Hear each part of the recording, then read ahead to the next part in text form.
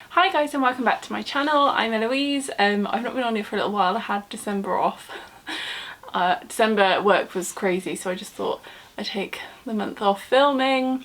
I've still been continuing over on my Instagram, which I've linked below, but yeah, I thought the best way to start would be to come back with my 10 best books of 2021.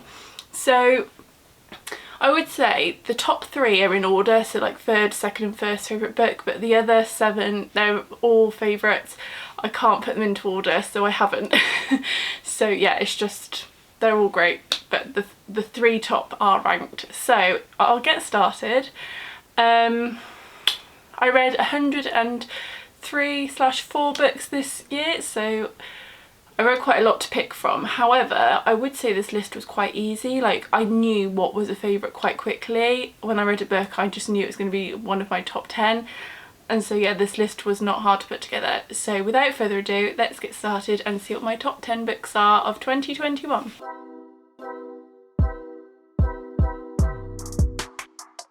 So the first book I'm going to talk about is A Man Called Uve, or Ove, by Frederick Backman. I read this quite late in the year and it was one that I've had on my shelf for a very long time, and I heard mixed things. Some people love it, some people really hate it. I knew it was going to be quite a slow story because it's what I've heard, it's very character driven, there's not a lot of plot, and I thought I would really struggle with it, but I did a buddy read with a friend over on Instagram and we both rated it 5 stars. So basically we follow a man called Uve over both present day, where he's depicted here and as an older man, but if I remember correctly he's like 58, so I wouldn't say that's old, to be honest, but he very much acts like an old man. The way he's depicted and comes across, I would say like 70s, 80s. And he's very grumpy. He likes his order, he likes things to be the way they should be, and if anyone goes against kind of his rules and regulations, he will not let that lie, he will confront them. And we learn through quite short chapters and stories of both his past and present as to why he is the way he is. It's just a general kind of story of his life, and it had me crying my eyes out. I absolutely loved it. I loved Uve as a character. Obviously you do get to understand him and why he is the way he is and what's made him the person he is in the present day. There are a lot of other characters that play an important role in this as well, but I don't want to spoil it. For quite a short book, it certainly packs a punch, and Frederick Backman's writing is just wonderful, so I would like to read a lot of his other books. This is the first book I've read of his. I do have Beartown on my shelf just here to be read, so I'm looking forward to that, but yeah, anything by him I would very much like to give a go. Next is a book that I was very late to reading, but has featured on a lot of favourites if it's been read this year, or favourites of last year and so on, and this is no surprise, but that is The 7 Husbands of Evelyn Hugo by Taylor Jenkins Reid. Yet another character driven book as we follow Evelyn Hugo, who is telling her life to Monique, who is interviewing her. She's basically, you know, the Marilyn Monroe of the 50s. In this book, basically that was a rubbish description, but she was like the Hollywood superstar in the 50s, 60s, 70s, and everyone knew all about her, and she did have 7 husbands, so we learn about each of those husbands, what happened, who they were, why what happened, but it's very much a story of Evelyn Hugo's life as she tells it to Monique. As I said, I don't want to say anything else about the plot because I really didn't know anything about what was going to happen, so when what happened throughout, it was a big shock to me, and I think you should go into it without reading reviews. But it's a historical fiction, character-driven fiction, one of the best books I've ever read. Like, this is an all-time favourite. Again, another book that made me cry. We have a theme here that I like to be made emotional by books because I know they've had an impact. But I'm sure you've heard of it, I'm sure many of you have read it, but if not, I really would recommend adding this to your TBR. The synopsis itself is kind of very brief and it didn't excite me in any way, but thanks to the book community, it was one I knew I had to read. I read the paperback and then treated myself to the hardback because I knew this was going to be a book that would stay in my collection forever and that I'd recommend forever. My mum has since read it, my cousin has since read it, and I've seen lots of other people read it and just love it. So yeah, highly recommend this one as well. Oh, I mean, obviously all of these books are 5 stars, so I won't say what rating they were, but they were all 5 stars. The next book is another I read very recently, and surprised me, okay? This is These Holo Vows by Lexi Ryan, and this is the Fairy Loot edition. This has had a very mixed reception. If you've read The Cruel Prince and A Court of Thorns and Roses series, this has been heavily influenced by those series, I would say. It is YA, so the smut side of A Court of Thorns and Roses doesn't exist in this book. However, if you read it, you'll know what I mean, and a lot of people really don't like that about it, but it worked for me and I flew through it, and I cannot wait for the next book. It's a duology. We follow Bree, who at the beginning is kind of living in like a Cinderella type situation.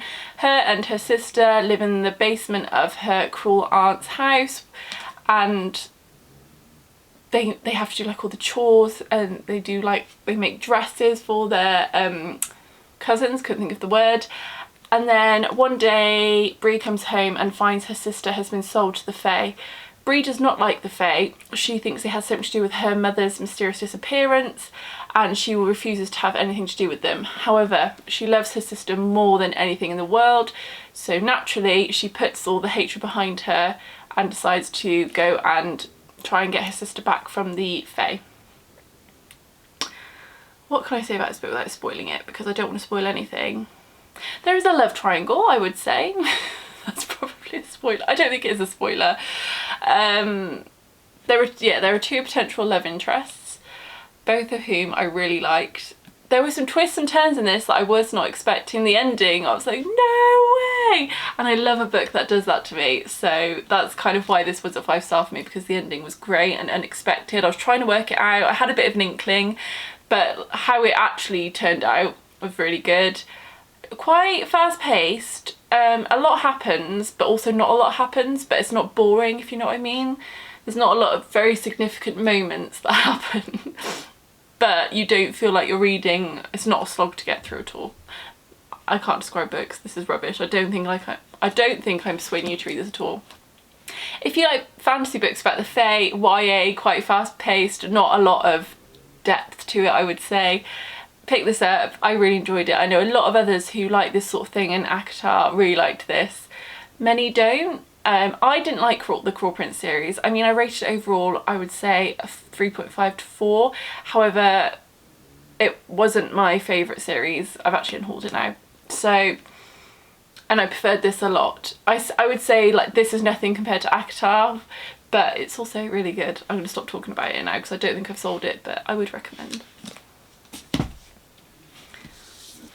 Next is one of 2 non-fictions that made my top 10 of the year of 2021, and that is All the Young Men by Ruth Coker Burks and Kevin Carr O'Leary. This is a story of Ruth's life in the early 1980s where the AIDS crisis was kind of coming to light, and it starts off with Ruth. She's visiting a sick friend in hospital. I think she has cancer. And she sees the nurses all in the like the reception area of the ward pulling straws to see who pulls the short straw, and she wonders what's going on, and she sees the room that they're all talking about, opens the door, and in it is a very, very, very sick looking man who basically, there's a load of trays of food on the floor. He's too weak to pick them up, but no one will go in and help him in any way, so he's in a very unwell state and is dying, and it turns out that he has AIDS. So what I learned from this book is that when this was kind of all coming to light, the AIDS crisis, people were absolutely petrified that they could catch it just by almost breathing the same air as a man who had AIDS, and these men were viewed awfully and treated horrifically, and Ruth basically takes it upon herself to make sure those that are dying or have sadly died are looked after properly, in that she makes sure they are properly buried. She tries to make their last days as comfortable as possible, and she finds herself suddenly that it becomes her absolute life and her mission to help these men going through the very cruel and sad illness that is AIDS and HIV. So it's absolutely brilliant. Ashamedly, it's not a topic I knew very much about. Obviously I know what AIDS and HIV is, but I didn't really know how awfully it was viewed and people with it were treated, and it really opened my eyes and what has stayed with me since I've read it and always will. So if you're looking for a very honest and informative book about the AIDS crisis, I would really recommend this one. It's led me to, I watched It's a Sin after reading this, which was also a brilliant TV series about AIDS in the 1980s. I've added a lot of books to my TBR, fictional books based around this sort of thing, because I find it really interesting, and yeah, it really made an impact on me. And when I finished it, I kind of you know the cliche in fantasy books, well, any books where you release the breath you don't know you've been holding, that's how I felt when I finished this book. I couldn't believe what I'd read, and you know, some books just hit you. This really hit me, so I highly recommend. Next is, I'm just looking, my one and only thriller of my top 10. I didn't actually read a lot of thrillers this year, and usually it's one of my top genres that I read, and I didn't read a lot this year, but if I had to pick one that stood out, it would 100% be The Last Thing to Burn by Will Dean. For such a short novel, oh my goodness, my heart was in my mouth, my heart was racing, I could not put this down. It's quite triggering. So basically we're following an unnamed protagonist who lives with her husband in a very rural farm community in England. She is not English herself. I don't think, sorry, I read this a little while ago, I don't think we know where she originates from. Apologies if that's incorrect. But she came over on the basis she was gonna, she was sold the dream really, to have an excellent job, have accommodation. Instead she found herself, gosh, what's the word?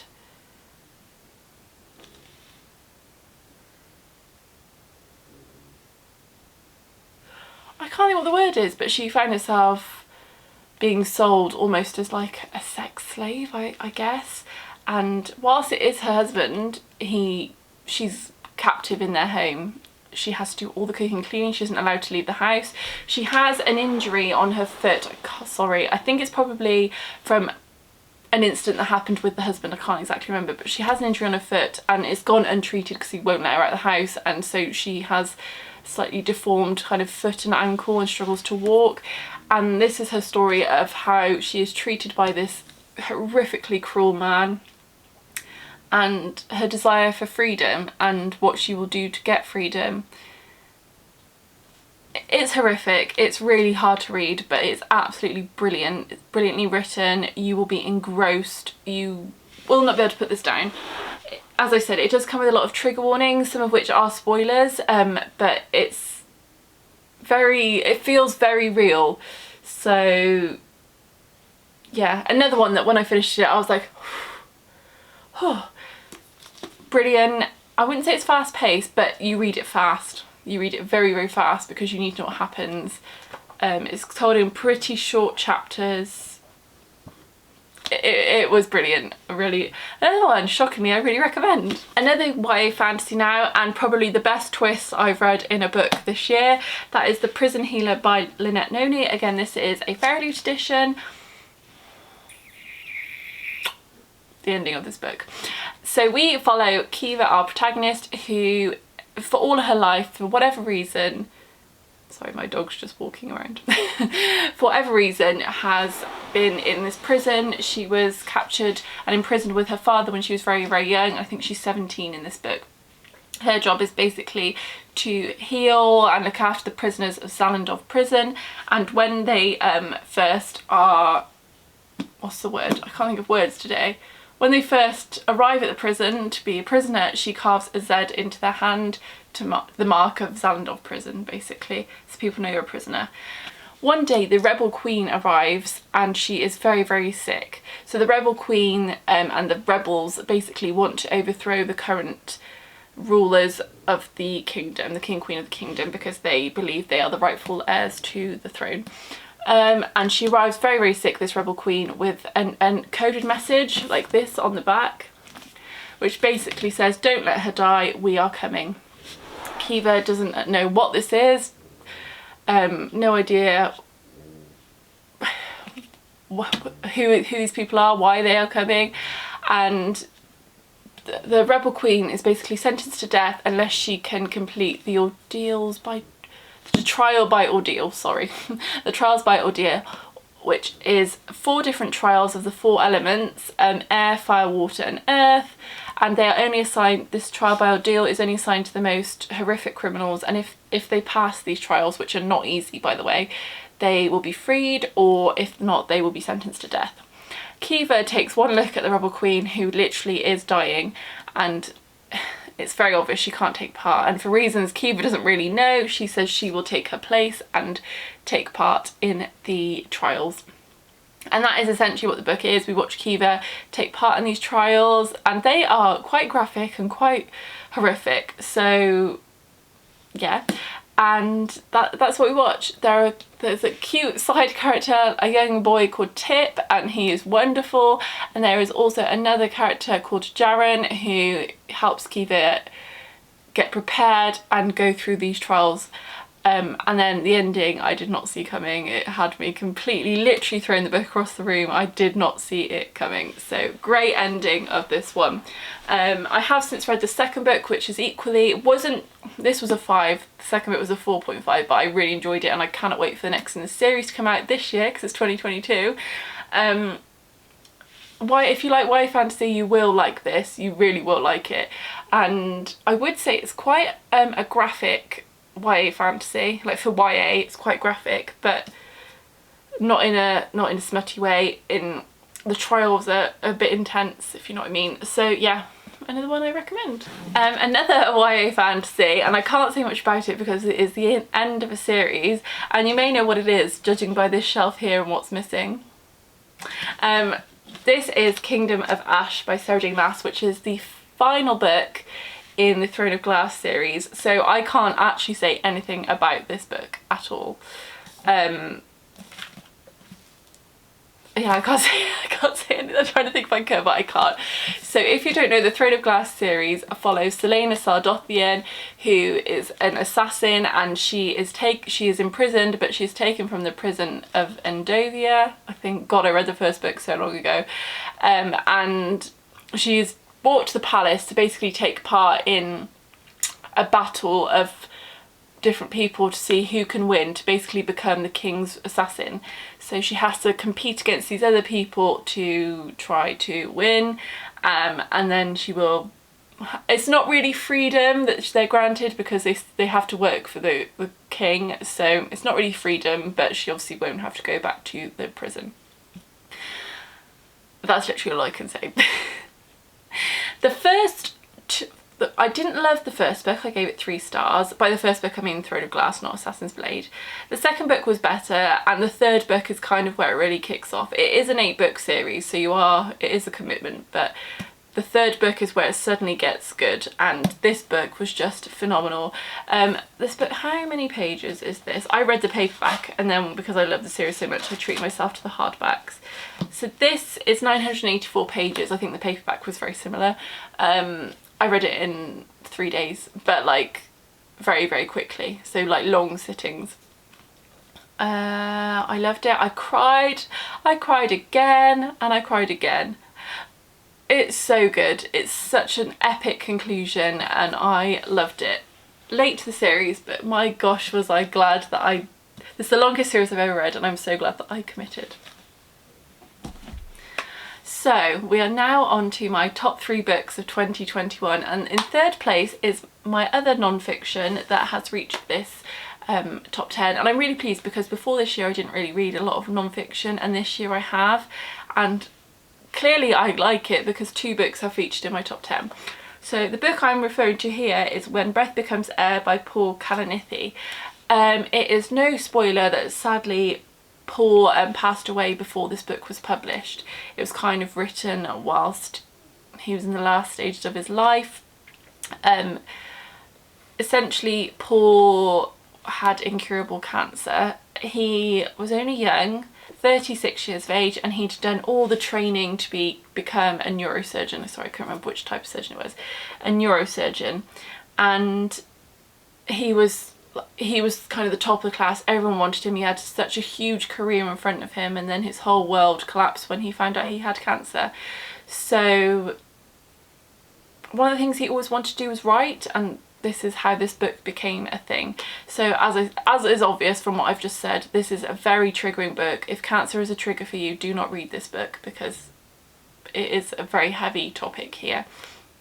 Also, if hospitals and surgery is a trigger for you, probably give this one a miss, because the first is split into 2 parts, and the first part is very much Paul giving us an insight into what his training and daily job was like working as a neurosurgeon.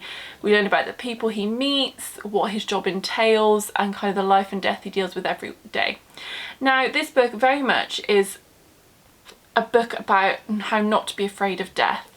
Paul himself, when he got cancer, was absolutely remarkable. He was adamant, not necessarily that he was going to beat it, because it was quite evident that sadly he was not, but he wasn't going to let it beat him, in terms of he was going to keep living and keep fighting for the life he had.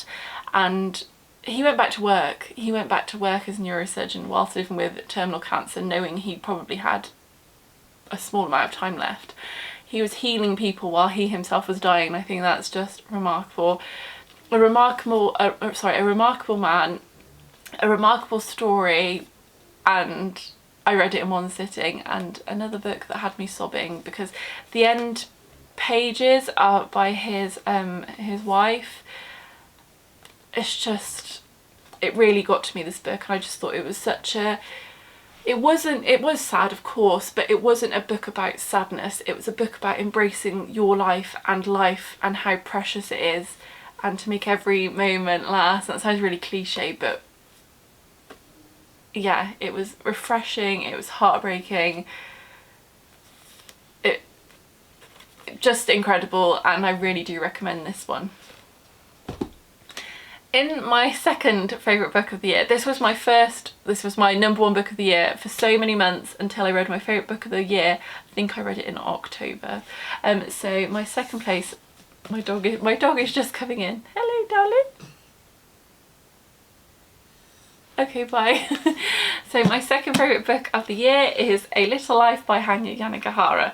Now, I am sure that you have heard of this book. You may have even read this book. You may have watched the videos of people, the vlogs of people reading this book, and the absolute heartbreak they show on their faces and through their tears at the end of reading this book. Yeah. So many people don't like this book because they think it's unnecessarily harrowing, and I do kind of see that point. If people ask me if I recommend this book, I say no, because it is a slog. It's such a hard book to read, but I think it is stunning. It is a masterpiece. I will never read it ever again, but the characterization and the writing in this absolutely blew me away. So we follow 4 best friends, Jude, Willem, JB and Malcolm, as they come out of college and over the decades that follow from them finishing college.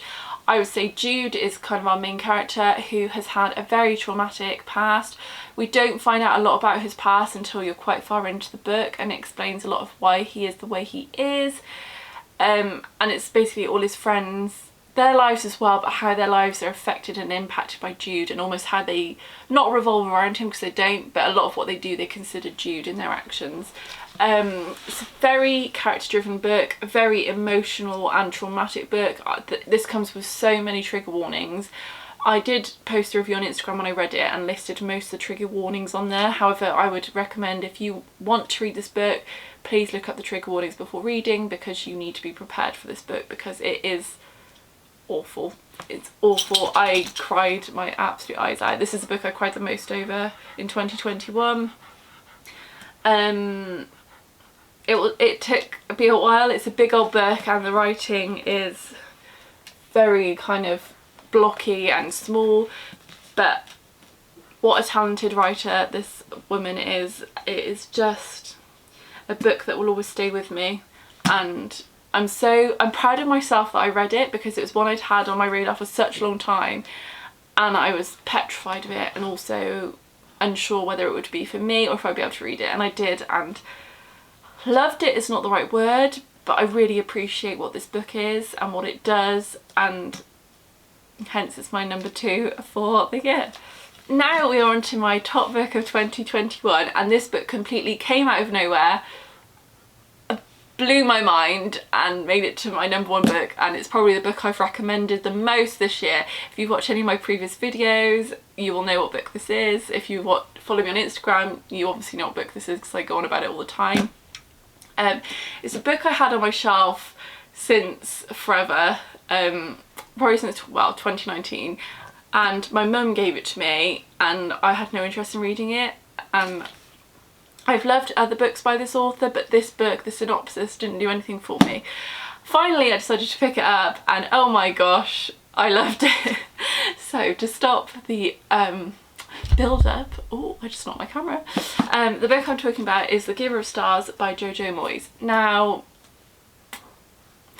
what can I say about this book? This is another very character driven book. We follow Alice, who is a British woman in the, it's the 1930s, and her husband, well, her to-be husband, comes over from America, kind of sweeps her off her feet, promises her this life of luxury in America, and she just cannot wait to, you know, explore the sights of America, tell her parents and her family all about it, so she accepts his marriage proposal and moves to America with him.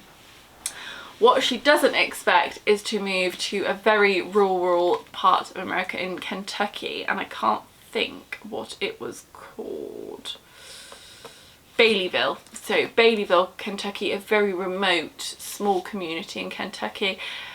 And she also doesn't expect her father-in-law, who she doesn't really get on with, to literally be sleeping in the room next door to them. So the newlyweds do not have any privacy, and she finds herself very secluded and very alone. She doesn't know what her purpose is, she doesn't even feel loved in her relationship, and then she meets the absolutely inspiring and encouraging Marjorie O'Hare, who is looking to recruit women to join the Pack Horse Library.